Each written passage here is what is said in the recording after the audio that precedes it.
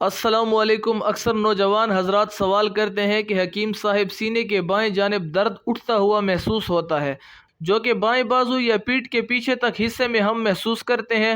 تو آج کی ویڈیو اسی اہم موضوع پر ہوگی۔ اکثر لوگ جب اپنے سینے میں درد محسوس کرتے ہیں تو ہارٹ اٹیک کے تصور سے پریشان ہو جاتے ہیں۔ اس طرح کے درد دفتر میں بیٹھ کر کام کرنے والوں کو اکثر محسوس ہوتے ہیں۔ ان دردوں کا مرکز یا ان دردوں کی مین وجہ دراصل آپ کا نظام ہضم ہی ہوتا ہے۔ سینے میں اٹھنے والے دردوں کا سبب دیر سے ہضم ہونے والی مرغن غذائیں، چکنائی سے بھرپور اور ضرورت سے زیادہ کھانا پینا ہی ہے۔